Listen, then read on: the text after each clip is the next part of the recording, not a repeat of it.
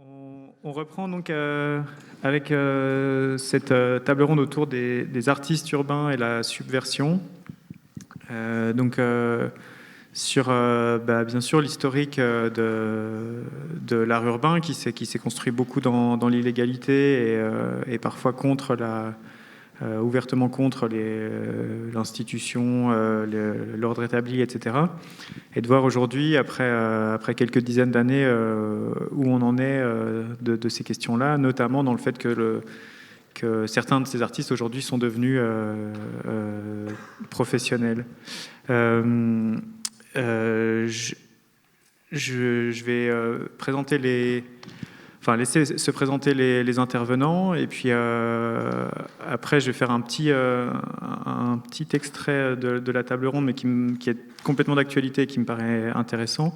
Et ensuite on parlera des projets des deux artistes invités, et puis on poursuivra la discussion sur les questions de l'enseignement supérieur en art et en espace public.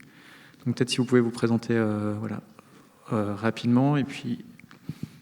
Bonjour, moi je m'appelle Idvan Kebadian, je suis artiste et j'ai fondé le collectif Blackline. Elle t'a demandé où ça pardon, à Paris, mais ça agit aussi à Nantes, à Marseille, en Espagne. Enfin, voilà, c'est un collectif justement, je vais expliquer tout à l'heure, qui invite des artistes venus des quatre coins, en fait, ceux qui ont envie de participer sur des fresques politiques, à caractère politique. Bonjour, Odile Leban, je suis directrice du site de Rennes de l'École européenne supérieure d'art de Bretagne, sous l'École des Beaux-Arts, mais ESAB. Bonjour, moi je suis Anne Puech, je suis enseignante-chercheuse à l'Université de Rennes 2 et je travaille sur l'art dans l'espace public. Bonjour, moi je m'appelle Arzel Prioul, Mardi Noir pour certains, ça dépend. Voilà, moi je suis artiste et puis j'habite également à Rennes. Voilà. Merci. Donc je voulais juste commencer parce qu'il y a un sujet d'actualité qui me paraît intéressant à aborder aujourd'hui quand on parle d'art dans l'espace public et de subversion. Il y a une expo de Paolo Cirio. Je ne sais pas si vous avez entendu parler de cet artiste et de ce qui se passe en ce moment autour de son travail. C'est un artiste qui crée une base de données autour de la reconnaissance faciale et des policiers. Donc pour poser la question de la reconnaissance faciale dans l'espace public, et puis du fait qu'aujourd'hui les policiers... dans le cadre des manifestations, souvent se masquent le visage, et donc il y a un rapport au visage qui pose question. Et donc Paolo Cirio a montré une partie de ce travail dans l'espace public, comme on le voit là, mais aussi dans le cadre d'une installation au centre d'art Le Frénois à Tourcoing.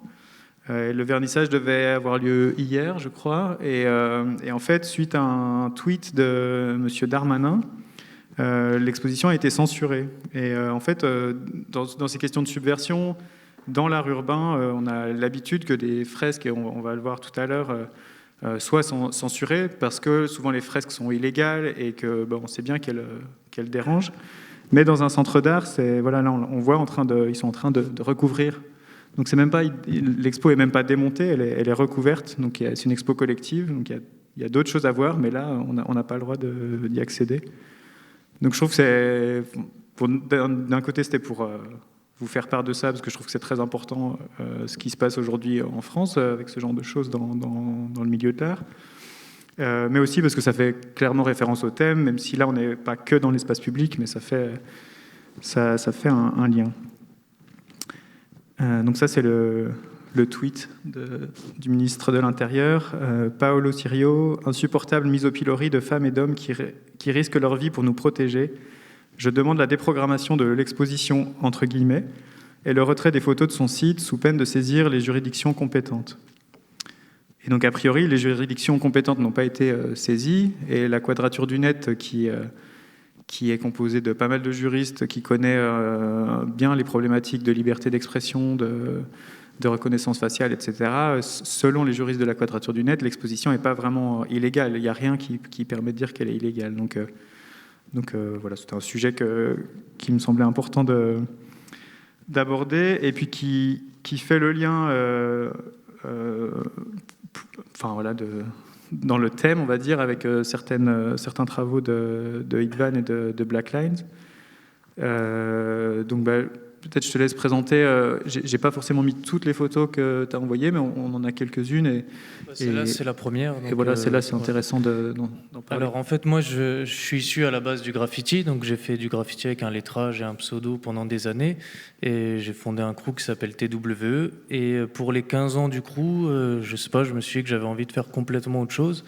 Donc par ailleurs, je faisais du dessin depuis longtemps. Et là, ça tombait pendant la période de Nuit debout. Et du coup, avec un ami, on a commencé à faire des fresques qui illustraient les scènes d'émeutes qu'on voyait autour de nous. Alors au début, on les a fait un peu timidement dans le 93, parce qu'on était dans le 93.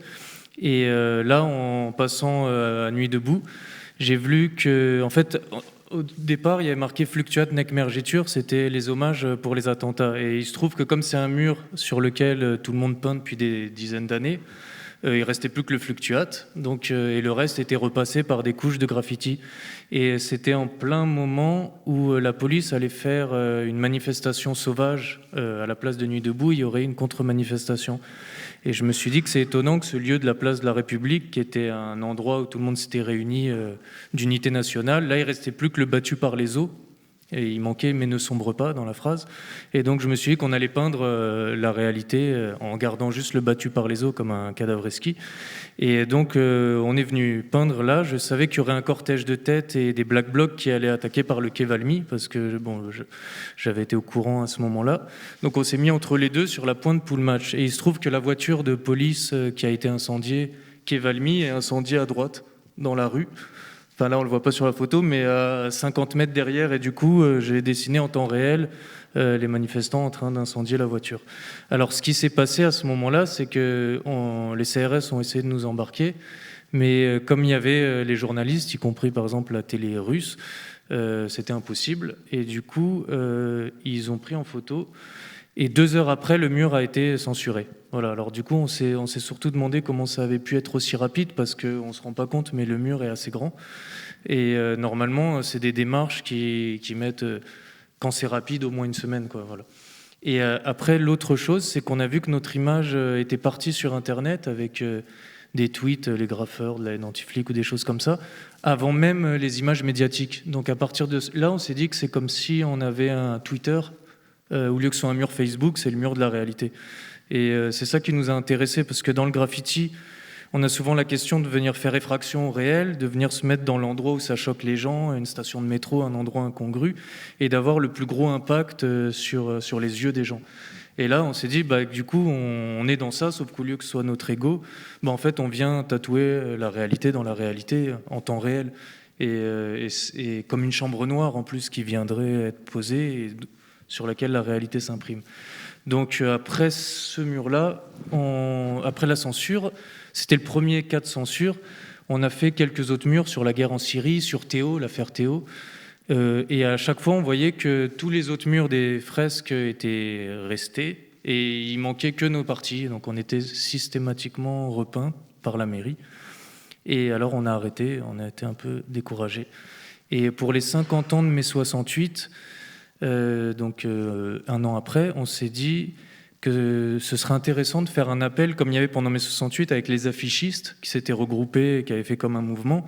Ce serait intéressant de faire un appel qui regrouperait tous les street artistes, collagistes, graffeurs qui auraient envie de parler de l'actualité.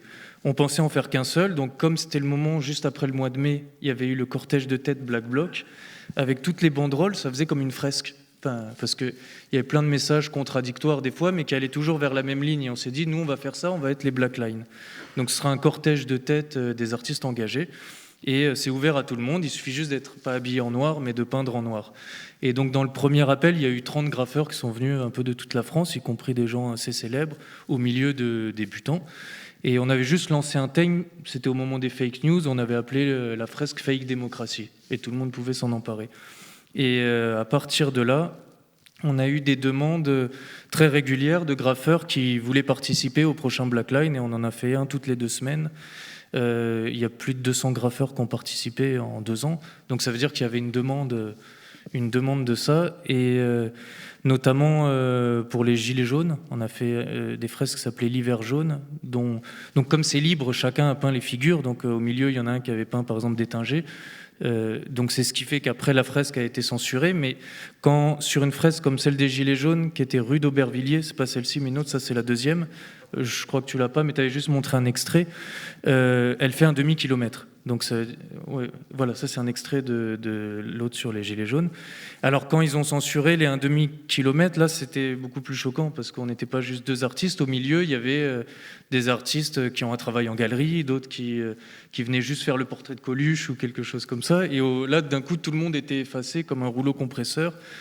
Et du coup, ça a fait l'effet inverse. En fait, bizarrement, il y a de plus en plus de gens qui ont voulu venir peindre pour les Black Lines. Voilà. Donc on a fait aussi des thèmes plus alignés médiatiquement, comme par exemple pour les réfugiés, pour l'écologie. Donc c'est pas toujours des thèmes contestataires ou désalignés médiatiquement. Là, on en a fait beaucoup sur les violences policières, parce qu'on trouvait qu'il y avait un enjeu de est-ce qu'on montre la violence ou est-ce qu'on la montre pas depuis le quai Valmy. C'est-à-dire que par exemple la voiture incendiée par les Black Blocs, elle était montrée 1000 fois à la suite. Mais par contre, les CRS qui tabassaient quelqu'un au sol n'étaient pas montrés. Donc c'était tout un enjeu, comme au début des Gilets jaunes, de qui a le droit de montrer les images de la réalité. Voilà. Et par exemple, la fresque pour la guerre en Syrie qu'on avait fait avant, qui s'est fait censurer, c'était au même moment que la couverture de Libération, on voyait les enfants morts. Je ne sais pas si ça vous dit quelque chose, ils étaient asphyxiés. Donc tout le monde nous avait dit, oui, mais vous, c'est placardé sur l'espace public, c'est une image violente, donc on l'efface. Et au même endroit, il y avait, sur tous les kiosques à journaux, devant les écoles, cette image avec les enfants macabées, enfin avec les enfants morts. Et à partir de là, on s'est dit que c'est étonnant, parce que ça veut dire que les journalistes ont le droit de montrer la réalité, enfin la réalité est remixée, avec leur angle de vue, mais dès le moment où c'est des artistes qui s'en emparent, cette réalité, elle devient gênante. Et aussi, l'autre chose, c'est que, par exemple, moi, j'ai toujours travaillé avec des images tirées du net. Donc, c'est des images qui sont à la télé, et je reproduis les mêmes images. Je change un peu la composition, et dès le moment où c'est à la télé, on considère que c'est pas anti-flic, ou que c'est pas... Dès le moment où c'est dans la rue, on charge l'image du maximum de sa violence. Donc, nous, on a été convoqués après pour incitation à l'émeute, pour tout un tas de chefs d'accusation comme ça, alors que c'est les mêmes images que celles qui sont à la télé. Donc on n'accuse pas BFM de faire une incitation au racisme, alors qu'ils mettent en permanence des discours et des images qui peuvent donner envie d'avoir un discours raciste. Enfin, voilà. Et donc là, au fur et à mesure que vous faites ça, vous savez que vous vous faites censurer quasiment automatiquement. Tout le temps, quasiment. Ouais. Et donc, vous savez que vous êtes dans un rapport à l'éphémère, forcément. Oui. Mais alors, on demande une autorisation. C'est pas des murs vandales. D'accord. C'est-à-dire que si c'était des murs vandales, c'est pas une censure, c'est juste on nous a repassé. Ouais. Mais là, c'est des murs qui sont autorisés. C'est des murs en fait d'expression libre dont vous faisiez l'apologie tout à l'heure. Ouais. Donc ils sont libres. Mais si on ça dépend de ce qu'on fait, quoi. Voilà, donc là, clairement, c'est le contenu et c'est de la censure. C'est-à-dire c'est le contenu qui pose en plus, problème. Par exemple, c'est lui pour l'hiver jaune, comme il y avait une loi à ce moment-là qui était établie, il n'y avait plus le droit de rassemblement. Donc là, on s'est dit, comme nous, on sera 50, on avait même fait une déposition à la mairie. Enfin, c'était pas nous qui l'avions fait parce qu'on était déjà grillé. Ouais. C'est un ami qui l'a fait et il a dit on va faire une fresque politique. Enfin, il avait tout mis, on sera environ 50, on avait l'autorisation. Souvent, c'est pas la mairie même qui demande l'effacement. Là, par exemple, dans le 18e ou dans le 13e, les 2 fresques l'hiver jaune, c'est le syndicat Alliance. Donc, bizarrement, ils ont toujours le dernier mot. Enfin, c'est eux les directeurs artistiques de nos époques, parce que pour l'exposition que tu as montrée, c'est eux un peu comme qu'on décidait. Pareil, on avait fait quelque chose à Astin où il y avait George Floyd, Adama, c'est eux aussi qui... Donc bon, on dirait que c'est eux les directeurs, quoi, artistiques.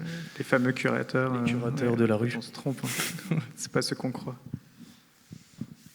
Et donc le fait que malgré ça, vous continuez à faire ça, c'est parce que elle est visible dans la rue, la peinture, mais elle a aussi un relais médiatique.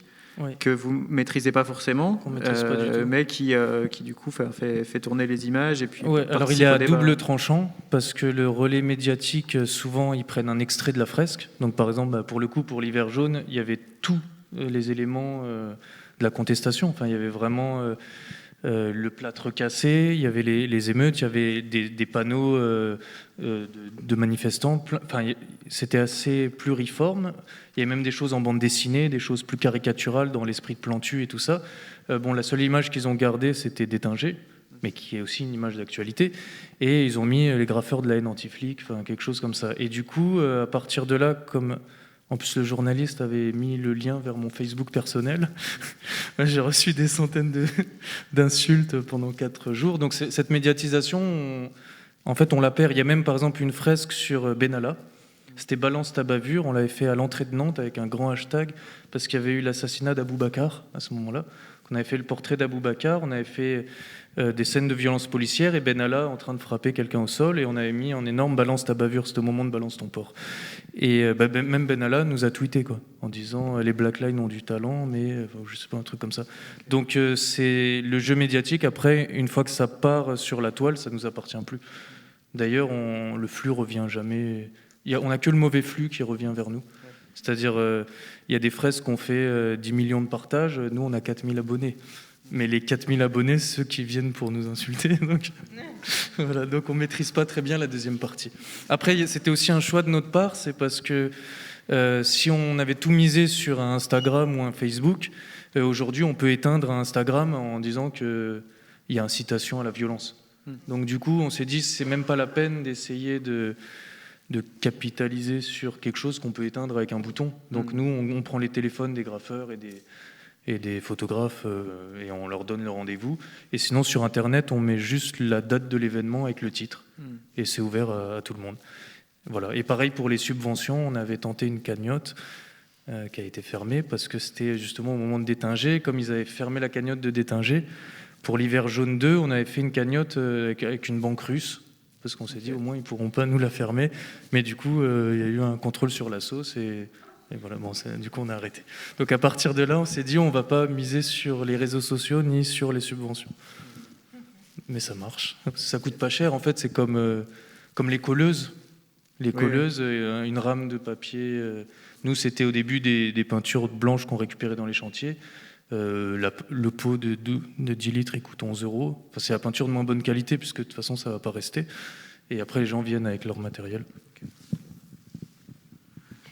Et donc, là on est sur un discours au niveau formel qui est quand même assez explicite, où même si c'est des images qui sont reprises des médias, etc., il y a tout autour, il y a quand même des slogans, des choses comme ça. Donc, on voit bien quand même l'orientation que vous avez et le côté contre... Après, nous, on ne contrôle pas les gens qui viennent. C'est-à-dire que, par exemple, que fait la police, ça crève les yeux, c'est une personne qui a voulu mettre ce slogan. C'est ça, c'est des slogans. Voilà, mais à la fin, ça fait comme un cadavreski. En fait, toutes seules, chaque image ne sont pas si dérangeantes que ça. Mais quand on les voit tous à la suite, un peu comme les rêves pour passer la censure de notre subconscient, ils viennent mettre plein de bouts de cadavreski. Et c'est quand ils sont tous ensemble et qu'on les relie que ça vient faire un message plus explosif. Et donc c'est peut-être ce qui est gênant, ce qui est subversif pour le coup, c'est aussi le nombre. Je pense que c'est plutôt ce côté-là, c'est de se dire, si on dit qu'il y a eu un mur d'un demi-kilomètre, enfin, et même ça prend de la place dans l'espace public. Enfin, quand on est au milieu, par exemple, de la place de la République, si une publicité voulait avoir un encart de ce format-là, je pense qu'elle paye 10 000 €. Donc ça veut dire que c'est quand même des lieux de visibilité assez puissants, puisqu'ils sont au milieu des gens au moment où ça se passe. Voilà. Et aussi, c'est parce que pendant les dernières fresques, les acteurs des mouvements venaient dans les fresques. C'est-à-dire quand on faisait la fresque pour Adama, en fait, Assa Traoré était venu. Et quand on avait fait celle pour l'hiver jaune, Rodriguez était venu, par exemple. Donc du coup, ça faisait un endroit un peu gênant, parce qu'il y avait des artistes qui montrent la réalité, mais la réalité qui vient aussi... à l'endroit où ça se passe. Voilà. Ok. Là, je fais le lien avec le travail de Mardi Noir, notamment sur cette thématique-là précise. et sur un aspect formel assez différent, une manière d'appréhender les choses qui est différente. Alors, on va voir aussi que Mardi Noir, tu as d'autres dimensions. Ton travail n'est pas que du tout sur la subversion ou sur des projets politiques toujours. Mais là, peut-être tu peux nous parler un peu de cette œuvre-là et dans quel cadre elle est apparue. Ouais, moi, j'ai peut-être, c'est peut-être moins frontal ma création. Enfin, voilà. Après, puis j'ai toujours je différencie souvent mon engagement en tant que citoyen et mon engagement en tant et ma pratique artistique.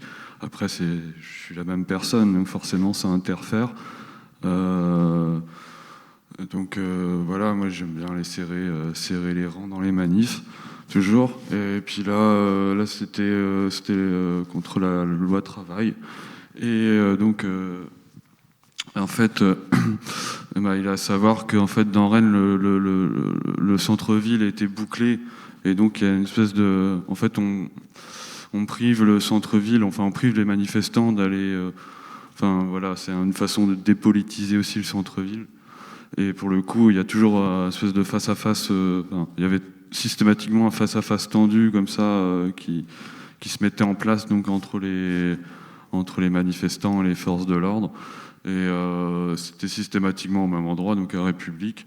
Et voilà, au bout d'un moment j'avais installé donc ce panneau là, stand de tir, à la fois pour prévenir tout le monde quoi, mais bon, enfin tout le monde le voyait bien de toute manière, mais ça pleuvait de tous les côtés. Et puis voilà, après le fait est que ce jour-là, il y a un jeune qui s'est fait éborgner, quoi. Donc en fait, moi, c'est surtout ça que je retiens. Et voilà. Mais... Ouais, c'est la relation où tu mets quelque chose à un endroit, mais où c'est visible. Mais en fait, ce que toi tu retiens de ça, c'est qu'il y a eu effectivement quelqu'un qui a été éborgné à cet endroit-là. Moi, je sais que c'est ce jour-là en particulier. Donc. Ouais, il y a presque un goût amer des fois quand je regarde ce travail-là, mais bon, il a été fait. Voilà. T'aurais dû venir au Black Line. Ouais. Je fais du noir et blanc souvent. Ça c'est des grenades, c'est des grenades lacrymogènes. Voilà. Et puis, en fait, je les avais initialement peintes lors de l'évacuation de la ZAD de Notre-Dame-des-Landes. Mais je les avais pas collées parce que j'étais pas... je sais pas, j'étais pas non plus dans le mood. Et puis en fait, à la fin de cette même année-là, donc en 2018, il y a eu, je pense que le record de grenades lancées a été pulvérisé avec le mouvement des Gilets jaunes. Je sais plus, hein, moi je suis pas un comptable en tête, mais bon, je sais plus de milliers de grenades de lancées en 2-3 samedis. Et donc voilà, j'ai peint en plus des espèces d'offres promotionnelles comme ça. Surtout qu'en plus c'était, voilà, enfin, et puis que j'ai mis dans, voilà, que je mettais dans la rue, quoi. Donc voilà la GLIF 4 là par exemple. Et puis voilà, quoi. Enfin avec une offre promotionnelle, mais bon, qui fait un peu une référence aussi à une forme d'explosion. Donc elle avait fini par être arrachée d'ailleurs. Et puis voilà. Et du coup, on voit une forme de décalage par rapport à ce qu'on a vu avec Black Lines, où il y a un côté où on va dire le message avec Black Lines paraît assez clair, où là on est plus sur quelque chose d'un peu plus décalé, où on voit bien qu'il y a une critique, mais en même temps il y a un décalage qui permet de questionner ça. Et c'est un peu le même type de décalage que tu as opéré là encore à Rennes, et un peu dans les mêmes contextes de manifestations qui faisaient que les banques étaient fermées, barricadées. Ouais, ça c'était pareil, c'était en 2016 encore, et donc il y avait une perte de repères complètement dans la ville, quoi. Toutes les banques s'étaient barricadées. Et donc moi je m'étais amusé à intervertir les logos comme ça de banques en pensant que ça allait être forcément enlevé quoi, par les agences elles-mêmes. Et puis finalement, et puis en me disant aussi, comme j'avais collé ça sur les parcours de la manifestation, enfin les parcours de la manifestation, je me disais de toute manière ça va être tagué, ça va être arraché, un symbole du capitalisme comme ça, posé de façon ostensible sur le long du trajet. Voilà, ça fait aussi comme si c'était des guerres de bandes de graffeurs, quoi. Sauf que c'est des banques entre elles qui se toillent, parce que qui prennent la place de l'autre. Ouais, et puis c'est vrai que les banques, elles occupent l'espace public. Enfin, c'est des logos qu'on revoit régulièrement. Enfin, de toute manière, c'est le genre de choses qui marquent, qui balisent la ville, quoi. Mais pour le coup, là, c'était avec toutes les planches de bois. Bon, après, depuis, il y a pas mal de gens qui ont fait des reportages là-dessus, notamment sur quand ils ont barricadé les Champs-Élysées. Voilà, ça fait des choses assez esthétiques. Et puis, voilà, finalement, je suis resté. Enfin, mes collages étaient restés, ouais. Et là, ouais, tu disais qu'étonnamment, c'était resté et qu'il y avait aussi un buzz médiatique autour, enfin pas forcément médiatique, mais en tout cas, ça avait beaucoup parlé autour de... Ouais, ça a commencé à faire un petit buzz local. Après, ils se cassent pas trop. Enfin, des fois, il suffit qu'il y a un journal qui s'intéresse au truc, je sais plus c'était qui les premiers. Puis ça fait un espèce d'effet boule de neige. Après, les autres, ils vont voir qu'il y a du clic sur ça, on va faire un reportage aussi, et puis voilà, quoi. Mais voilà, c'est tout. Ok. Et tu avais aussi fait, tu m'as dit, alors là, j'ai pas les images ici, mais dans la même série, il y avait sur les agences immobilières qui étaient barricadées. Ouais, alors les agences immobilières aussi, c'était barricadé parce que comme après quand les vitres des banques sont pétées, on s'attaque aux agences d'intérim. Enfin, je dis c'est pas forcément moi. Mais voilà, c'est toujours donc les agences immobilières aussi qui vont trinquer parce que voilà, symbole de la gentrification, tout ça. Des loyers qu'on paye trop cher. Les charges et tout. Donc moi sur les agences immobilières j'avais mis des petits panneaux, c'était plus discret, c'était juste des petits à vendre, mais voilà, parce que la ville aussi avait une image de ville en faillite, quoi. Enfin clairement avec tous ces panneaux de bois, c'était un peu, il y a un côté un peu bizarre, quoi, fantomatique et tout, et voilà. Mais là les agences immobilières elles m'ont moins apprécié, ça avait été arraché, hein. Ouais. Là, je touchais vraiment dans leur domaine. On rigole pas avec le patrimoine, quoi. Ouais, qu'est-ce qu'il y a à vendre? La vendre, ouais, je sais. Ouais. Et je trouvais aussi intéressant ce que tu disais sur ce projet quand on a préparé la table ronde, ou sur ton site, c'est assez sobrement présenté, où tu mets comme un cartel, que c'est du craft blanc sur de l'asphalte, mais tu n'entends pas forcément beaucoup plus, je crois, sur ton site. Non, c'est vrai, ouais, je reste... moi, c'est toujours assez générique, hein, ce que je mets, sauf quand il y a un sujet qui me tient un peu trop qui me tient à cœur, sur lequel je réagis, mais sinon, ouais, c'est assez générique. Et donc là, Donc là, on pourrait croire que c'est un travail uniquement esthétique, on va dire, où voilà, c'est une route qui est défoncée, et puis tu recrées une signalisation horizontale sur la route, mais c'est là où le contexte prend son sens, parce que c'est un endroit où c'est pas pour rien que la route a été défoncée, quoi. Non, ça, c'est en fait c'est la violence de ce genre de dispositif, de ce processus. En fait, on casse un parking, on casse le sol pour éviter, on fait des remblais, on fait des trous, en fait, pour éviter qu'il y ait des gens à venir s'installer, et qu'en gros, que les populations indésirables, on les mette, enfin, elles sont toujours chassées plus loin, et puis voilà, ça coûte rien enfin voilà, ils ramènent un marteau-piqueur et ils font ça une après-midi, je sais pas, peut-être plus. Et voilà, c'est comme ça qu'ils défoncent un sol. Donc ça évoque aussi un peu les dispositifs anti-SDF qu'on retrouve installés par les municipalités ou même des particuliers des fois. Voilà.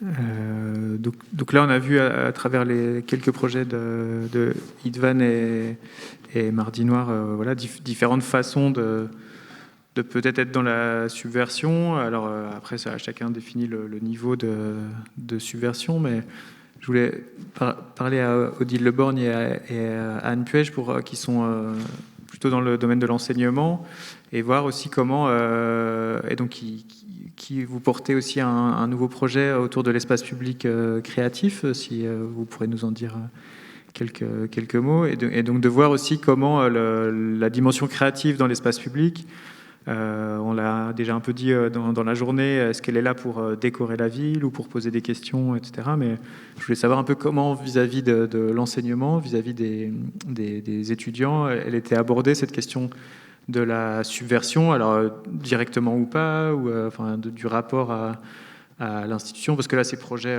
sont faits. Alors, Black Lines sont faits avec autorisation préalable, mais censurés ensuite. Là, à Arzel, tu n'as pas d'autorisation pour faire ça, c'est des choses que tu fais indépendamment. Donc voilà, je voulais avoir un peu votre avis et la manière dont vous l'appréhendez. Alors, pour ce qui est de cette école universitaire de recherche qui vient de se monter à Rennes 2, en effet, on est plusieurs enseignants, plusieurs professionnels à intervenir. On a aussi un des représentants dans la salle. Oui, c'est un module, une série de modules qu'on propose aux étudiants de plusieurs départements sur le Rennes 2. C'est pas uniquement dédié aux étudiants d'art plastique. C'est transversal et on propose de les amener à réfléchir sur les approches créatives de l'espace public. Donc on a aussi prévu des performances, leur faire des performances dans l'espace public pour expérimenter le sensible dans l'espace public. Travailler les notions de relation avec les institutions, les interactions que peuvent générer une œuvre d'art dans l'espace public, les interactions avec le public, avec l'espace, voilà, et puis la relation artiste et œuvre. Voilà, en fait, il y a plein de façons d'aborder les choses. Là, je résume vraiment les choses. Et puis, pour ce qui est de la recherche et de l'enseignement, oui, en fait, là, pour ce qui me concerne, peut-être que pour commencer, quand j'aborde ces éléments, soit lors de manifestations scientifiques, soit avec les étudiants, la première chose que je leur propose, c'est un cadrage conceptuel, parce que, et on l'a vu encore aujourd'hui, on a tendance à naviguer dans des eaux troubles en ce qui concerne les termes et la désignation de ce qui se passe dans la rue. Alors, c'est en cours, mais ce qu'on peut peut-être essayer d'avancer, c'est discutable évidemment, mais on peut déjà distinguer graffiti d'une part, on en a parlé tout à l'heure, et les interventions plastiques d'autre part. Le graffiti, il n'occupe pas l'espace public, le graffeur ne va pas occuper l'espace public, pour les mêmes raisons qu'un artiste public, même s'il le fait de façon indépendante, pas forcément un artiste public rémunéré. Le graffeur, lui, il va occuper l'espace public dans une optique itérative, donc répétitive, et cryptique, et donc il s'adresse à un public déterminé, ce qui n'est pas le cas de l'artiste public qui, au contraire, va s'adresser à un public très large. Et à partir de là découle en fait le degré de subversion de l'œuvre. C'est-à-dire que, on a eu d'abord, on va schématiser, on pourrait considérer qu'il y a eu certes des précurseurs comme Pinault Ernest qui ont commencé à investir l'espace public dans les années 60. Ensuite, on a eu plutôt ce qui s'est développé massivement, c'est le graffiti. Et donc la signature, soit par le tag, soit par la fresque. De là, on peut supposer que l'art public tel qu'on le connaît maintenant, indépendant ou non, de commande ou non, il s'est développé à partir de son aïeul direct qui est le graffiti et cette occupation picturale de l'espace public. Donc, je veux simplement, en ce qui concerne la subversion, dire que le degré de subversion, la charge subversive du graffiti ou de l'intervention artistique indépendante, elle est maximum. Elle est très discutable en revanche lorsqu'il s'agit d'une œuvre de commande. Alors après, tout dépend des personnes qui sont en charge de la commande, des personnes qui vont s'occuper de mettre en place. Il peut y avoir une volonté intéressée, comme on l'a vu tout à l'heure. On peut aussi, comme on l'a entendu, vouloir laisser un maximum de liberté aux artistes. Mais il faut savoir que, quelle que soit la personne en charge de la médiation, l'artiste va consciemment ou non se censurer. C'est-à-dire que dès lors qu'il y a un intermédiaire, l'œuvre ne sera jamais la même que si elle avait été réalisée de façon spontanée. Alors certes, pas seulement uniquement en termes de taille, c'est vrai que forcément, une œuvre réalisée dans un cadre institutionnel, elle va bénéficier, comme le disait Mathias tout à l'heure, de tout un matériel, d'échafaudage, d'un temps, d'un espace alloué bien plus important que lorsqu'une intervention est faite spontanément. Bref, on n'est pas du tout dans les mêmes conditions de réalisation.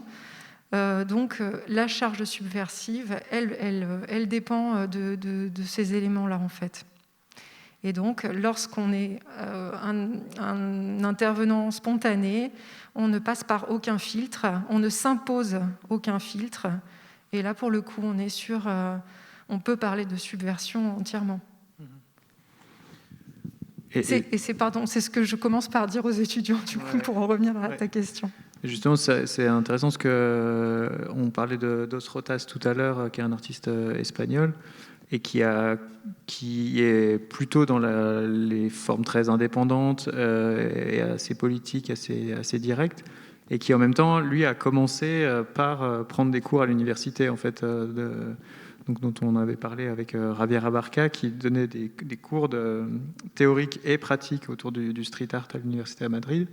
Et cet artiste-là a commencé dans ce cadre-là et ensuite est devenu artiste indépendant et donc assez subversif après un passage par l'université. Donc c'est aussi ce côté où l'université, les écoles d'art sont des institutions publiques aussi, et dans ce cadre-là ne peuvent pas vraiment appeler à l'illégalité en tout cas. Mais donc comment, avec toute cette historique du graffiti, du street art, qui s'avèrent être des formes artistiques intéressantes, comment ça s'est transmis et abordé. Je sais qu'il y a j'ai des exemples de professeurs de lycée qui faisaient des cours d'art dans l'espace public avec les lycéens, et en fait très vite les lycéens se faisaient arrêter par la police parce que tout de suite, dès qu'on est dans l'espace public, ce qui paraît intéressant, ça va un peu trop loin.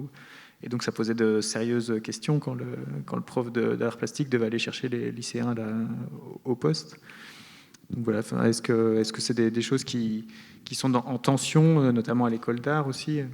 Peut-être pour réagir sur la question de l'appel à la subversion, il y a d'appel à rien en fait dans une école d'art. Il n'y a aucune imposition de ceci ou de cela. Il y a juste en fait une équipe d'enseignants. L'idée de progresser dans une école, et donc il y a des pratiques qui sont subversives et des pratiques qui ne le sont pas au sein de l'école d'art. Mais peut-être pour revenir aussi en fait sur la position que je peux avoir, qui est une position pas du tout pour le coup d'experte, comme ça peut être le cas de Anne, mais dire que effectivement, j'ai bien aimé que Sophie Kaplan ce matin parle de regardeuse, parce que c'est réellement ça en fait que moi j'ai trouvé passionnant, et grâce à Mathias, grâce à Patrice Poche, grâce à Martin aussi, il y a de ça assez longtemps en fait. De regarder en fait cette ville et de regarder qu'est-ce qui se passait grâce à vous en fait, et notamment grâce au tag que j'adorais moi, parce que je trouvais qu'il y avait une façon de lire la ville et d'interpréter la ville et de poser en fait des gestes dans la ville que je trouvais vraiment des déclencheurs de regard, quoi. Donc de formation d'histoire de l'art, ça je trouvais ça assez fascinant. Je trouvais que c'était vraiment une nouvelle lecture de la ville totalement différente. Et pour dire qu'effectivement on n'est pas des experts, mais qu'un des experts du regard, et donc il n'y a pas d'enseignement en fait dans les écoles qui soit strictement aujourd'hui en fait dédié à la question de l'art urbain ou des arts urbains qui soit fléché. Mais j'ai un petit peu le sentiment qu'on est un peu dans la même relation que nous pouvions être à un moment avec la bande dessinée. où il y avait pareil une sorte de défiance en disant oui mais ça c'est un domaine et ça c'est un autre domaine. Or on l'a vu en fait au fil de l'eau finalement dans les écoles, certaines se sont spécialisées et effectivement la bande dessinée est une pratique commune dans les écoles, quoi. Donc voilà, pour dire la position des écoles, je pense qu'elle est évidemment amenée à évoluer et encore une fois vous l'avez répété ce matin, c'est un mouvement qui est un mouvement jeune. Donc voilà, donc il y a aussi toute cette structuration qui va arriver avec et les relations avec les autres disciplines.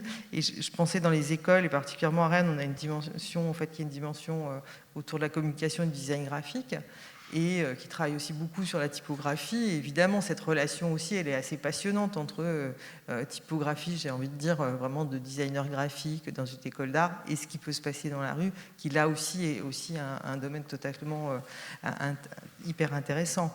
Oui, puis la mode de la typographie vient aussi du fait que beaucoup d'étudiants en école d'art viennent du tag et s'intéressent à la lettre, et donc s'intéressent à la typographie ensuite. Mais je pense que si on regardait l'évolution effectivement des typographies actuelles des 10 ou 15 dernières années, évidemment qu'elles ont été largement influencées par le travail à la bombe ou le travail au feutre dans la rue. Donc ça me semble aussi effectivement parmi les porosités qui sont des porosités particulièrement intéressantes. Il y a une question qui m'a été posée entre les deux tables rondes qui fait le lien entre celle d'avant et celle-ci sur la question de la subversion. Il y a le fait de qu'est-ce qui est subversif et pour qui aussi, c'est-à-dire à qui on s'adresse et puis comment c'est sanctionné. Là, on a vu qu'il y avait des censures directes de travaux. Pour Mardi Noir, c'est de l'arrachage, mais on ne sait pas trop qui va arracher le collage. Et là, c'était un sujet par rapport au graffiti et à d'autres peintures illégales. Donc moi, je ne connais pas très bien l'histoire ici, mais apparemment, c'est des œuvres qui sont laissées parce que jugées peut-être pas non subversives ou pas par la ville de Rennes, et d'autres qui sont systématiquement effacées. Ça fait un peu le rapport aussi qu'on avait tout à l'heure entre le tag et les aspects plus graphiques peut-être. Et là, c'était le coquelicot, c'est ça, un grand coquelicot qui a été peint par War, si j'ai bien compris, et sur un mur où, en bas du mur, il y a des graffitis, et les graffitis sont systématiquement effacés, et le coquelicot reste. Et même la tige du coquelicot, a priori, est repeinte par les services de la ville comme une restauration. Enfin, voilà. Et en fait, c'était un peu cette question de, pas forcément qu'est-ce qui est subversif ou qu'est-ce qui ne l'est pas, mais en fait, qui décide de censurer sur le même mur une partie des œuvres, en sachant que tout ça est réalisé de manière illégale. Et donc c'était une question un peu ouverte, mais il y avait un film qui a été fait qui raconte 20 ans d'histoire en Iran à travers les tags. Donc tout le début du film, on voit que les gens s'emparent de la rue pour faire des inscriptions politiques. Donc à bas le président, tout ça. Donc la rue en est remplie. Après la Révolution, tous les murales sont remplacés par des figures religieuses. La figure du Tcha, je sais plus comment. Donc des grands qui le sacralisent. Ensuite, ils commencent à remplacer ça. Il y a de nouveau des contestations. Donc, ils commencent à bloquer quelques murs en payant des street artistes pour faire des espèces de trompe-l'œil neutres. Donc, j'ai l'impression que souvent les commandes d'État, enfin pas forcément en France, mais vont vers la neutralité de l'image, enfin des images déchargées de force, comme tu parlais du coquelicot. C'est difficile d'être contre un coquelicot. Et après, ils ont commencé à faire aussi des images d'héroïsme, tous ceux qui partaient mourir au combat. Et je trouve que ça révèle énormément. Par exemple, dans les collèges, maintenant, moi je fais une résidence in situ dans un collège à Saint-Denis. Ils ont un programme qui s'appelle la Défense, comme nous on avait éducation civique, et ils doivent imaginer un monument aux morts pour les soldats français. Et bon, ça c'est la prof qui a proposé ça, et un monument aux morts pour les 2 policiers qui avaient été tués. Donc ils sont là à réfléchir comment. Et ça, quand les images changent de cette façon-là, ça veut dire des choses. C'est-à-dire que souvent, après un chaos dans les rues, comme là il y a eu avec les Gilets jaunes, il y avait un renouvellement de phrases même assez drôle. Il y avait tout un humour qui s'était créé, qui ressemblait un peu à mai 68. Ouais. Après, on voit des grandes commandes de murales assez neutres qui viennent prendre tout ou des images de héroïsme, d'un coup des repos en paix géants pas forcément pour Charlie, mais ça redevient de l'image sacrée. Le graffiti était profane, et à un moment donné il devient neutre, et après on veut le remettre d'une façon sacrée, comme le Fluctuat Nec Mergitur. Là, la mairie avait donné un contrat au groupe GT. C'était un mur d'expression libre, en fait, qui gênait, parce que ce mur, ils ont essayé de le repasser pendant des années, que les graffeurs ne peignent pas dessus, et tellement il était peint, ils ont été obligés de le laisser. Sauf que c'est un mur qui est très visible. Ensuite, ils ont essayé de mettre des fleurs devant, des gros pots de fleurs pour que les graffeurs viennent plus, et du lierre, ça a été quand même enlevé. Donc les graffeurs se le sont réappropriés. Et quand ils ont fait cette phrase, ils ont mis le sacré. Donc personne ne peut profaner du sacré. Il se trouve que ça s'est fait quand même. Bon, c'est triste, parce que là, pour le coup, c'était peut-être vraiment sacré, mais au bout d'un moment, eux, ils avaient un contrat, ils étaient payés pour le repeindre à chaque fois. Et ensuite, ils ont été payés pour faire les 2 autres murs, pareil, avec la même phrase. Donc c'était une façon, avec le sacré, de verrouiller les espaces libres. Et je crois que le graffiti, il s'est toujours placé dans ce côté-là, du profane et du sacré. C'est-à-dire que nous, quand on avait un crew, on devait créer une image sacrée de notre nom, du nom de notre groupe, comme il y a, par exemple, les sphinx qui protègent les pyramides. Ça fait peur, et on a l'aura du nom, ou comme il y a les gargouilles qui fait qu'on a peur Donc au départ, dans le graffiti, on devait faire par exemple le bloc de notre crew dans un terrain vague, qui fait que quand un autre crew va venir, suivant la force dont les lettres sont posées, les personnages qui l'occupent, qui sont autour, ça crée quelque chose d'un peu sacré, qu'on ne va pas venir repeindre sur celui-là, mais sur celui d'à côté, qui a l'air plus fragile ou qui a l'air autre chose. Donc il y a toujours eu dans le graffiti cette volonté de faire du sacré. Et il y a toujours eu aussi la volonté, ça vient du punk, comme le disait Poche, ça vient du rap, ça vient de quelque chose qui a toujours débordé et qui a toujours été profane. Donc c'est bien qu'au moment où ça rentre dans les institutions, ça ressorte aussi par la porte de derrière, et que ce soit toujours un peu un va-et-vient entre les deux, quoi. Si ça devient, comme en Iran, les trompe-l'œil neutres, ce serait tragique. Oui, voilà, c'est ça. Ouais, il a eu 40 coups de fouet. Bon, on n'en est pas encore là. Le titre, c'est comment ? Ok. Ok, merci. Arzel, tu voulais répondre aussi sur le sujet ? Non ? Ok. Je ne sais pas s'il y a des questions ou des remarques par rapport à ce qui s'est dit là. Juste une question, parce que en fait, il y a à la fois la partie expression libre qui est appelée vandale, ou sur des murs sur lesquels c'est pas autorisé. Donc là, on est dans une pratique qui peut être effectivement, faire l'objet de répression, etc. Mais quand Black Lines, vous évoquez les murs gilets jaunes, que vous avez, les différents que vous avez faits, vous êtes quand même dans une situation où vous avez demandé une autorisation. Donc là, en fait, c'est quand même... vous avez le droit de faire ce que vous faites.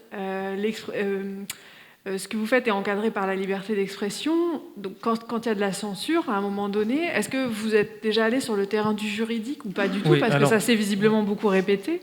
Après, que ce soit recouvert parce que c'est des murs qui sont remis à disposition d'autres, c'est pas gênant. Mais quand c'est une censure qui en plus s'exerce visiblement plusieurs fois par les mêmes opérateurs, et si eux font intervenir la puissance publique, qui est celle qui met l'argent pour repeindre, ça pose quand même... moi, ça me pose quand même un problème. Alors, la première censure, elle avait choqué tout le monde, c'est-à-dire celle de République, parce qu'en plus, c'était sous Hollande, et que c'était juste après Charlie Hebdo. Donc, on disait, la liberté d'expression, c'est une tradition française de se moquer du pouvoir et tout ça. Donc, la toute première fois, ça avait choqué. Donc, il y a des journalistes qui sont venus nous voir directement et qui ont essayé de remonter pour savoir d'où l'ordre venait, etc. Comme ce mur-là, c'était un mur toléré, c'est-à-dire que celui-ci... on n'avait pas l'autorisation d'un propriétaire précis. C'est pas pareil si par exemple on le faisait avec un des organismes qui est là. Là, on pourrait repartir en justice parce que le mur a été fait pour ça, ou si je le faisais avec par exemple ma galeriste. Mais par contre, ce qui montre aussi la force de la répétition, c'est que la deuxième fois, il y avait plus que 2 journalistes et la troisième fois, on s'est dit ils l'ont bien cherché. La quatrième fois, on dit c'est normal. Et maintenant, on est habitué à la censure. Comme la première fois que quelqu'un s'est fait crever l'œil, on s'est dit c'est quand même bizarre qu'un étudiant se fasse crever l'œil dans une manifestation alors qu'il a 17 ans. Quand il y en a eu 200, à la fin on dit ils l'ont peut-être cherché ou autre chose. Voilà, la censure, elle s'est appliquée de la même façon, quoi. Mais juridiquement, j'ai l'impression que c'est un territoire où on En fait, c'est ça, c'est qu'il n'y a pas beaucoup de recours au juridique. Parce qu'il y a plein de lois aussi qui sont passées entre-temps pour les réseaux sociaux, pour modérer les appels à la haine. Et du coup, une image, moi je pensais qu'on ne pouvait pas saisir une image, parce que, par exemple, si on peint, je sais pas, des CRS qui frappent quelqu'un au sol, pourquoi ce serait pas une éloge des CRS qui frappent quelqu'un au sol? Donc du coup, non, mais c'est en quoi eux, quand eux ils montrent ces images-là, c'est pas un appel à la haine, et quand c'est nous, donc c'est assez difficile en fait à défendre ces images-là. Après, nous juridiquement, on a réussi pas à vaincre les autres, ça on n'y arrivera pas parce que juridiquement on n'est pas fort, mais on a déjà réussi à pas prendre trop cher en amende. Voilà, parce qu'on avait trouvé un principe, c'est comme c'est ouvert à tous, on dit qu'en fait on les connaît pas, qu'on se connaît pas. Et du coup, quand on était convoqués et qu'ils nous disaient cette image-là, qu'est-ce qu'il a voulu dire, on ne sait pas, on le connaît pas, il avait un masque. Et du coup, c'était aussi le fait que ce soit tout le temps en mouvement, c'était le principe des black blocs, mais en black line. C'est comme tout le monde est habillé pareil, et là tout le monde peint de la même couleur, on peut dire on ne sait plus qui a fait quoi, et de toute façon on ne se connaît pas. Voilà. Mais je ne pense pas qu'on aurait pu gagner une bataille juridique. La seule bataille qu'on a pu un peu gagner, c'est qu'il y avait toute une question de qui est hors la loi dans les manifestants qui cassent ou la police qui... Et nous, on s'est dit, on va rester dans la loi, comme ça, c'est eux qui seront hors la loi.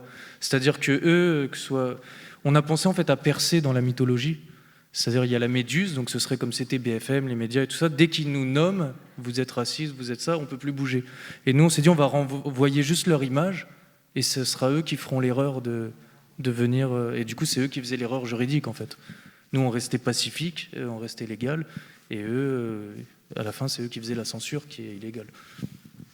Mais c'est très intéressant la question du juridique, mais aussi de la répétition. Comme tu dis, on a tendance à s'habituer, à se dire, voilà, si c'est censuré, et là, en cette période-là, depuis quand même quelques années, on s'habitue à des choses auxquelles on n'aurait pas cru pouvoir se confronter. Et ça, c'est aussi très intéressant, notamment pour les étudiants en école d'art, par exemple. C'est-à-dire qu'on arrive en école d'art à 18 ans et quelques, et là, aujourd'hui, quelqu'un qui arrive à 18 ans, peut-être a un rapport à la censure, au travail. Là, je vois ce que je vous ai montré tout à l'heure sur ce qui se passe au Fresnoy. C'est quand même quelque chose qui pour des personnes qui sont dans l'art depuis quelques années, est profondément choquant.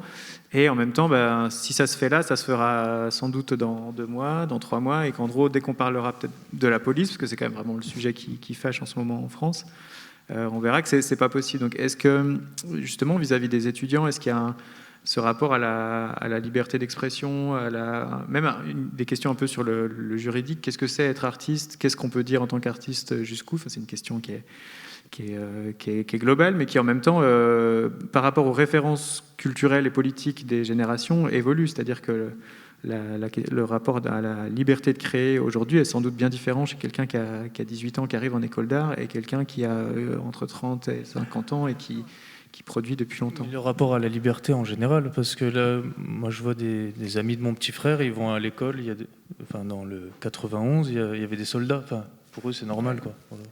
Ça a beaucoup changé aussi. Oui. Non, je pense que la question n'est pas abordée en termes d'enseignement ou de transmission. Je pense que la particularité des étudiants d'école d'art, tu en étais un, ou en fait en université en arts plastiques, c'est aussi d'arriver avec un sentiment de grande liberté dans les écoles, et sentiment évidemment que nous on s'attache effectivement à conserver en fait évidemment au sein de l'école. Donc c'est une chose pour moi qui est assez fondamentale. Donc on parle pas de ces éléments-là, ou alors ça va être dans un atelier particulier autour de l'affiche ou autour de certaines pratiques qui vont être abordées. Et il y a beaucoup d'étudiants qui interviennent dans la rue en fait pour une raison ou pour une autre. Et je voulais en fait vous raconter une histoire pour rebondir aussi sur ce que pouvait dire ce matin Codex pour un tas de cailloux, mais qui était un joli tas de cailloux parce que c'est Gianni Motti, qui est un artiste éminemment subversif et qui avait à la Criée, donc le centre d'art de Sophie là, qui était là ce matin, installé en fait des pavés qui n'étaient pas en fait scellés dans tout l'espace de la Criée. C'est juste un espace pavé. Donc la rue était à l'intérieur du centre d'art. Les murs étaient blancs, zéro médiation. Et il y avait le jour du vernissage, il y avait juste un petit papier qui disait qu'en fait c'était une scène ouverte à tout le monde, qu'on pouvait tout y faire. Le lendemain, ce papier avait disparu. Et donc, les gens pouvaient venir en pleine nuit, il y avait juste quelqu'un qui faisait un mini gardiennage, enfin voilà, quelqu'un qui était présent. Et au bout de 15 jours à un mois, il y a des étudiants d'art plastique, je crois, enfin, on m'a dit que c'était des étudiants d'art plastique, j'en sais rien, qui sont arrivés avec des petites boules de couleur de peinture et qui l'ont jeté contre les murs. Et c'est devenu en fait un peu une affaire d'État dans la ville en se disant ils ont dégradé l'œuvre de Gianni Motti. Gianni Motti avait aussi fait un carton d'invitation où vous voyez un policier municipal vu de dos. Et vu son histoire, c'était éminemment un espace d'interrogation de l'espace de la rue, mis à l'intérieur d'un centre d'art, et de ce qu'on pouvait y faire et ne pas y faire. Et ça a vraiment posé des questions en fait, à la ville, à tel point qu'ils ont interrogé Gianni Motti pour lui demander est-ce qu'il fallait en fait, porter plainte contre X face à cela, alors qu'il suffisait de repeindre le mur en blanc comme on fait dans les centres d'art en permanence. Voilà. Et bien Gianni Motti, il a dit oui, qu'il fallait porter plainte. C'est-à-dire, il poussait le truc jusqu'au bout pour aller démontrer qu'en effet, et je trouve que c'était assez... Mais c'est pas invendu, bien au contraire, c'était vraiment d'aller jusqu'au bout, allez-y, en fait, si vous voulez porter plainte, oui, je suis d'accord avec vous, en fait. Et puis lui, il était à l'autre bout du monde, donc il y avait cette relation. Et je trouve que c'était vraiment un petit concentré, une sorte d'éprouvette de la rue, avec qu'est-ce qui est permis, qu'est-ce qui n'est pas permis, on vous autorise plus, avec ce jeu, on porte plainte, on ne porte pas plainte, au nom de quoi, au nom de qui. Et j'avais trouvé ça particulièrement intéressant comme histoire de la permission ou pas permission. Et puis aussi, je voudrais aussi dire à Codès qu'on a 2 enseignants dans l'école qui font de la figuration. Voilà. Juste pour répondre, Guillaume Pinard et Gaël Hippolyte, entre autres, mais il y a aussi d'autres relations. Donc sur cette question effectivement subversive, à mon avis, elle est un peu inhérente à ces écoles, à ces enseignements en fait, artistiques, parce que on arrive aussi avec un degré de souhait quand même de liberté d'expression dans une école d'art, en tous les cas. Je le souhaite, mais on le voit aussi beaucoup chez les étudiants. Et par rapport encore à ce fait d'actualité là, sur l'exposition qui est censurée, je trouve qu'il a été reproché, et en fait Black Lines a été un peu l'exemple inverse, mais aux artistes de ne pas prendre part aux conflits sociaux, on va dire. Alors c'est pas toujours vrai, bien sûr, il y a plein d'artistes qui étaient investis, mais il y avait un peu ce côté où les artistes, où est-ce que vous êtes avec les gilets jaunes ou avec les mouvements écolos, etc. Et puis il y avait un peu ce côté imperméable entre le monde de l'art, mais en général, qui inclut la musique, le théâtre, etc., et les mouvements sociaux, où de temps en temps il y avait un petit peu des liens, mais qui n'étaient pas forcément visibles. Et j'ai l'impression que là, ce qui se passe au Fresnoy montre bien que en fait, la perméabilité, ça y est, elle est ouverte, et que la liberté d'expression, qu'on disait oui, mais on est libre de dire ce qu'on veut dans un centre d'art, elle commence à vaciller. Donc, voilà, je trouve que ça pose vraiment des questions intéressantes, parce que nous, dans l'espace public, on va dire qu'on avait l'habitude de la censure, et c'est vrai qu'on s'est habitué à ça, à se dire bon voilà, si ça choque, c'est effacé. Puis c'est compliqué de porter plainte. Pour le cas de Saint-Malo, par exemple, il s'était posé la question de est-ce qu'il y a une réponse à faire en termes de lettres ouvertes, à interpeller le ministère et tout ça. Nous, ça nous est arrivé à Besançon, où c'était la mairie, mais c'était pas dit que c'était la mairie qui avait censuré une œuvre, etc. Mais dans un centre d'art, c'est nouveau. Donc, je suis assez curieux aussi de la réaction qui peut avoir du milieu de l'art face à ce genre de situation. Est-ce qu'il y a des questions pour les intervenants par rapport à ce qui a été dit ?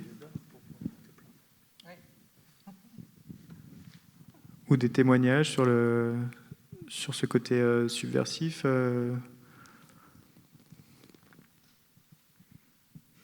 C'est la fin d'après-midi, là. Ouais. Il y a quelqu'un là-bas, déjà. Bonjour, moi c'était juste une remarque par rapport au travail de Black Lines. En plus, je suis à côté de Sarah et maintenant ils habitent dans votre fresque sur Steve, sur le quai Wilson, la fête de la musique qui a été pas très festive l'année dernière. Avec, pour ceux qui ne sont pas de Nantes, ça s'est pas très bien fini pour un certain Steve qui est tombé dans la Loire pour des raisons judiciairement non établies aujourd'hui. Et donc il y a une grande fresque dessus. Et je trouve en tous les cas que sur la scène nantaise, c'est un peu le contraire. C'est-à-dire qu'aujourd'hui, je ne vois pas comment on pourrait recouvrir cette fresque.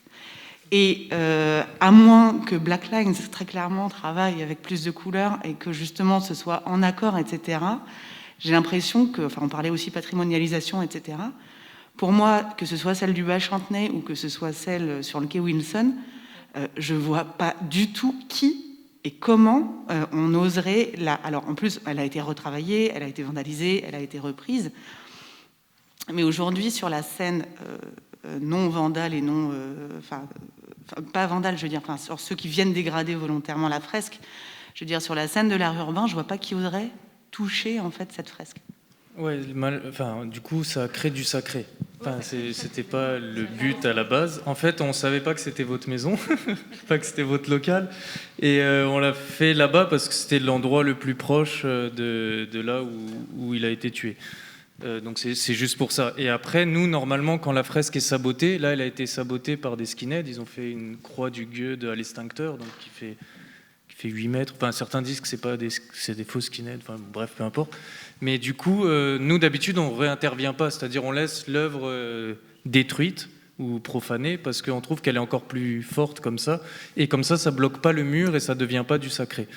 Mais là, c'est spécial pour cette fresque, c'est qu'il y a eu la demande de la famille qui a créé une caisse, un Kiss Kiss Bang Bang ou quelque chose comme ça, pour financer la restauration de la fresque. Et donc c'était l'initiative de la famille. Il se trouve qu'il y a eu en plus une somme assez conséquente qui a été débloquée pour la restaurer. Et du coup c'est pour ça qu'on l'a restaurée. Mais normalement on laisse l'œuvre mourir justement pour pas devenir des fabricants de sacrés, quoi. Voilà, donc là, ce cas-là, il est vraiment spécial. Il est d'autant plus spécial que c'est votre atelier qui est un centre d'art et que du coup, vous pouvez plus faire vos expos avec... Alors, je me permets de réagir. Merci Amélie pour la question. J'avoue que je l'avais ravalée parce qu'on en a discuté ensemble et que voilà, je pense qu'on est assez d'accord sur le principe. C'est vrai qu'en plus, tu parlais tout à l'heure du sacré et du coup, forcément, ça m'a évoqué des choses.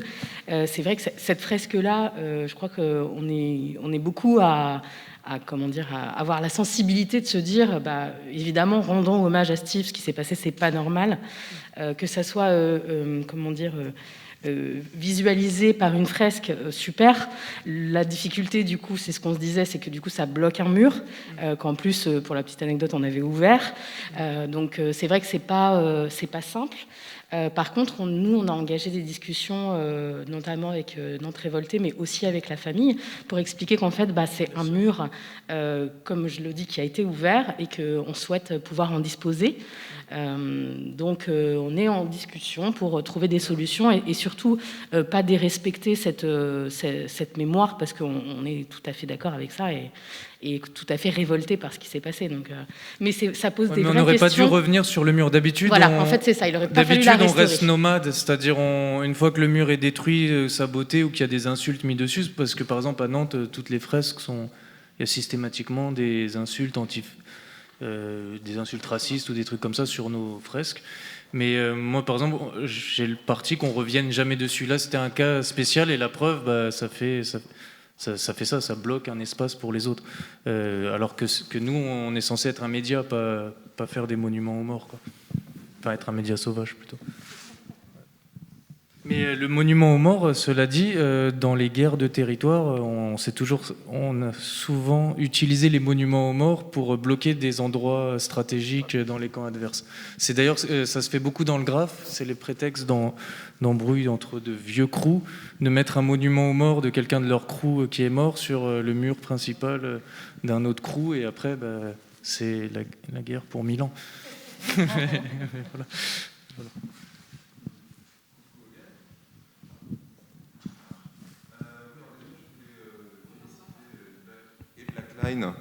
Pour dire que c'est un travail absolument génial. Enfin, si on met ça par rapport à ce qui a été dit sur les festivals juste avant, on a quand même la chose la plus proche d'un festival vandale. Et c'est fait avec une grande intelligence et ça permet effectivement de dire et de faire des choses qu'aucun festival ne pourrait faire avec une forme de récurrence. Et je dois reconnaître que chapeau bas. J'avais envie de préciser des points sur les aspects juridiques en disant qu'effectivement c'est une très mauvaise idée de se lancer dans des histoires juridiques parce qu'on est dans un pays où les codes sont complètement barrés, on ne comprend plus rien, il y a des lois qui se contredisent. Et rien que par exemple sur les murs soi-disant ouverts, à Paris il n'y a aucun mur ouvert. Tous les murs appartiennent à des gens qui n'ont jamais donné l'autorisation de les ouvrir. La Pointe Poulmarche, c'est une copropriété. Il se trouve que la maire du 10e laisse faire, et elle est même assez vigilante à ce que la pub ne s'installe pas, mais elle n'a pas les droits dessus. Le mur ordinaire appartient à la SNCF, il n'a jamais été ouvert, c'est juste que comme il ne regarde pas de ce côté-là du mur, il y a eu un usage qui l'a laissé passer, et que assez souvent, les gens qui veulent organiser des choses légalement se plantent. Il y a des très beaux exemples dans le 13e. Jérôme Koumec est maire du 13e, donc il sait quand même de quoi il parle. Il a fait un mur pour Vigny et Réa. Manque de bol, il s'est trompé de copropriété. C'était une autre qui avait les droits. Et il y a un mec qui est sorti en furie. Et effectivement, le mur a été recouvert. Et il y a cet exemple, je crois que c'est des fraises de Shepard Ferret qui sont sur un îlot de HLM des années 70, où là, pour le coup, c'est des bailleurs sociaux, ils pensaient avoir les autorisations. Et manque de bol, ils n'avaient pas pensé à l'architecte. Or, l'architecte a les droits d'auteur sur le mur et que donc, du coup, pareil, ça risque d'être effacé, quoi. Ensuite, j'avais envie de dire on peut aussi être subversif à son insu. Et j'ai l'exemple on avait fait un festival qui s'appelait Rue des Arts à Aulnay-sous-Bois. Et nous, les artistes, on est très libres. En fait, on peut tout se permettre quelque part. Et quand on décide de faire un projet, on ne pense pas forcément qu'on peut choquer ou heurter des gens et être subversif à notre insu. Et il y a un artiste qui s'appelle JBC qui avait fait une version de La Grande Odalisque d'Ingres. Sauf que ça, c'est une cité où il y a beaucoup de gens qui sont religieux puritains. Et il n'y avait pas pensé, personne n'y avait pensé. Mais c'est sûr qu'un matin, pendant qu'on préparait tout, il est arrivé et ça avait été recouvert au rouleau par les habitants. Donc il y a aussi... Nous, on avait eu ça à Bobigny, quand à l'époque, dans le graffiti, on faisait des pyramides avec des yeux. Et c'était le moment où il y avait plein de gens qui croyaient aux Illuminati. Et donc, c'était les riverains qui venaient effacer toutes les pyramides et les symboles égyptiens. Ça vraiment, il y a toujours des petits coups d'avance, il y a toujours le subversif de quelqu'un d'autre, même forcément. Mais alors maintenant, c'est ce principe-là pas de Pascal le grand frère, mais c'est-à-dire que ce soit des gens du territoire qui gèrent. Il y a beaucoup ça avec les assos maintenant, enfin, un peu comme votre assos. Enfin, je pense pas que vous le faites, mais c'est-à-dire que la mairie donne à des associations les murs. Du coup, nous, quand on vient faire par exemple un Blackline, celui de rue d'Aubervilliers qui se fait censurer.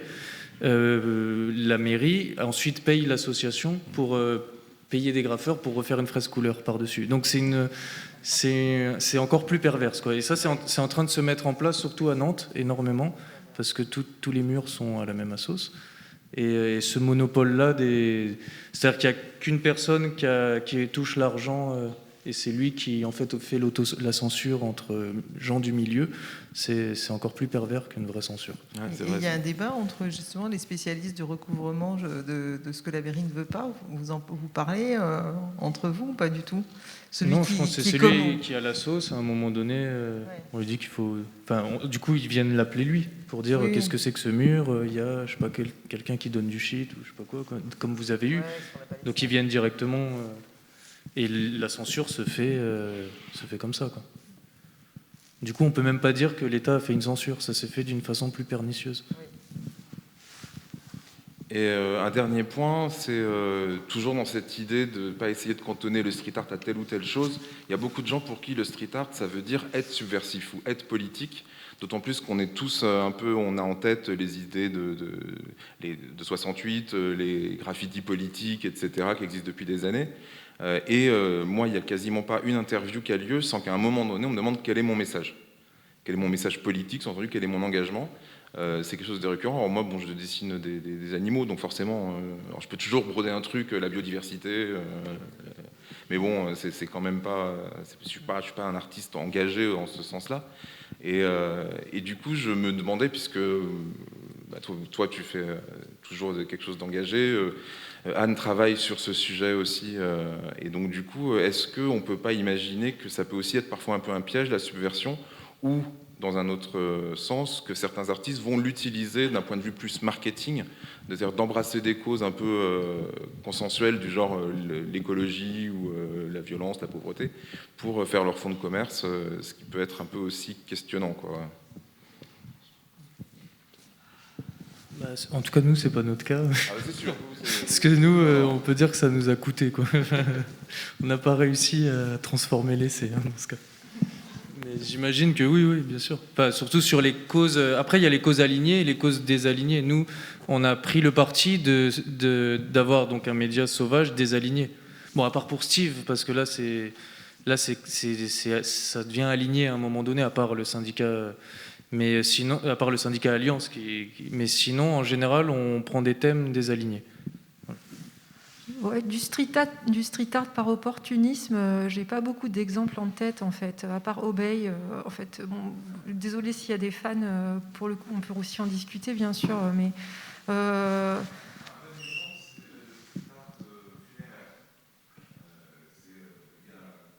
des gens célèbres qui meurent et dans la foulée, on voit apparaître des hommages vibrants de gens mignons. De qui? De C215 Je ne donnerai pas de nom, je sais juste qu'il y a un autre street artiste qui a dit le corps était encore chaud et la peinture était toujours fraîche. C'est pour donner un peu l'idée qu'il y a un système un peu comme ça. Donc voilà, donc ça c'est des choses... Pardon, excuse-moi. Non mais vas-y, Non, je ne sais pas. Par contre, le lien que je peux voir, c'est, le terme a été utilisé tout à l'heure, on est parfois, moi je le considère comme de l'art public. Et l'art public, effectivement, traditionnellement, il est lié à des hommages funéraires, pas uniquement, mais c'est une commande à un artiste d'une institution pour installer dans l'espace public voilà, un monument aux morts. Voilà. Et donc, dans la pratique artistique, picturale, notamment publique, et donc ce néomuralisme qui a été évoqué, on se rapproche très clairement de cette pratique-là. Enfin, moi, de fait, j'appelle cela de l'art public. Lorsqu'il y a une commande, parce que en fait, c'est juste une actualisation de cette pratique qui est ancestrale, de rendre hommage dans l'espace public ou de faire appel à l'artiste pour qu'il occupe l'espace public dans un but bien précis. Et après, pour ce qui est du degré de subversion, oui, enfin, je pense que c'est forcément il y a de tout, mais la majorité des artistes qui interviennent dans l'espace public et qui ont une portée politique, il n'y a pas de volonté marketing ni de, comment dire, c'est pas, ça me semble pas être, oui, enfin il y en a forcément, il y a de tout, hein, évidemment, mais bon, c'est sûrement quelques individus qui s'en servent pour se mettre en avant. Mais je ne pense pas que lorsqu'on prenne les pinceaux ou les bombes de peinture qu'on fasse des pochoirs dans l'espace public, qu'on prenne du temps, en fait, qu'on y accorde beaucoup de temps. Ce n'est pas toujours en plus son occupation principale. Lorsqu'en plus on veut délivrer un message politique, on le fasse pour dire coucou, je suis là. C'est plutôt dans une optique altruiste, civique. Enfin, ça a des dimensions plus universelles, en fait. Je pense plutôt que l'ego, qui aussi fait partie de la pratique dans l'espace public. On est d'accord, mais je nuancerai aussi là de ce côté-là les choses.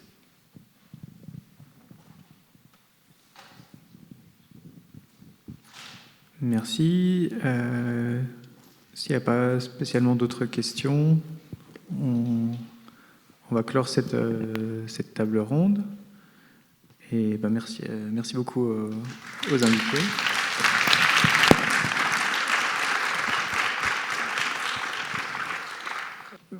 Ouais, voilà, vu qu'on est vendredi et que la journée était bien dense et qu'en fait on a poser plus de questions que donner de réponses, comme souvent dans les tables rondes. Le plus important, c'est de vous remercier, de remercier les intervenants, remercier la ville de Rennes d'avoir réussi à organiser ça avec nous, avec la Fédération de l'art urbain. Je pense qu'il y a plein de sujets qui ont été simplement effleurés, puis on voit bien que une des grandes questions que je retiens de la journée, c'est quand même encore cette question de définition. La définition et la reconnaissance aussi, ouais. De plus en plus, c'est-à-dire quels sont les pas, les processus et les actions à mettre en place pour aller de plus en plus vers une reconnaissance et une professionnalisation qui pose plus de querelles de chapelle. Ouais, en tout cas, avec l'archivage, notamment. On sent bien qu'avec tous les témoignages d'aujourd'hui, l'institutionnalisation, elle est là à plein de niveaux différents, pour plein d'objectifs différents. Après, ce qu'il faut, c'est arriver à voir dans quelle mesure la porosité entre les domaines, entre les arts, entre les questions, elle est possible. Et puis la question d'arriver à se comprendre. Et on voit bien qu'aujourd'hui encore, la définition est jusqu'à la dernière table ronde, la proposition que proposait Anne Puech est assez différente de ce qui a pu être dit dans le reste de la journée. Et c'est vrai que c'est un des enjeux. À partir de quand on parle d'art urbain, est-ce que c'est uniquement les projets illégaux ou est-ce que c'est les projets d'artistes qui viennent de cette famille? Enfin, voilà, mais je crois qu'in fine, on parle quand même tous plus ou moins le même langage. On finit par se comprendre, même venant d'institutions et de milieux différents autour de cette question. C'est Anne, justement, à ce sujet. Juste, tu sais, rebondir sur ce que tu venais de dire, David, et même pardon, enfin, c'est pas de la provocation, mais même l'expression d'art urbain est à questionner parce qu'énormément d'artistes interviennent en dehors de la ville. L'urbain, c'est lié à l'urbanité. On a énormément d'artistes aujourd'hui qui vont bien en dehors des villes, qui interviennent dans des espaces ruraux, et donc de fait, ça les exclut. En fait, ça exclut, ça enlève la visibilité de ce travail. Donc ça aussi, c'est à questionner. De toute façon, c'est ça qui est beau, c'est que c'est une pratique en mouvement perpétuel. Tout est tout le temps remis en cause, et y compris dans les cadrages linguistiques, en fait. Et c'est vrai qu'on n'a pas du tout abordé l'art urbain qui se déplace dans la ruralité de plus en plus aussi, ou dans les villes de plus petites dimensions. Il faudra le faire. En tout cas, sachez que pour celles et ceux que ça intéresse, un des projets de la fédération, c'est vraiment de pouvoir échanger, questionner sur ce type de sujet. Il y avait vraiment un manque dans les dernières années de prise de parole et de confrontation d'idées entre les acteurs de l'art urbain ou d'une scène dont le nom est peut-être encore à définir, et aussi les acteurs de la culture et de la ville en général. Et les journées comme celle-ci nous permettent d'aller dans ce sens, et je pense que c'est sain pour tout le monde, parce qu'il y a des clichés qui sont sortis comme ce matin, mais au moins il y a une réponse en face, donc ça fait du bien. Et du coup, ça permet de faire de la parole, faire de l'échange. Et donc, si cette démarche vous intéresse d'une manière ou d'une autre, dans une ville autre que Rennes, sachez qu'à la Fédération, on est très intéressé pour reproduire ce type de discussion, plus ou moins sous un format de table ronde, sous un format de conférence, etc., pour faire tourner la parole, mieux se connaître entre acteurs de l'art urbain, mais aussi acteurs de l'art contemporain et de la ville. Et donc, n'hésitez pas à venir vers nous pour en discuter. Merci encore d'avoir suivi toute la journée. Et puis, à bientôt dans d'autres cadres.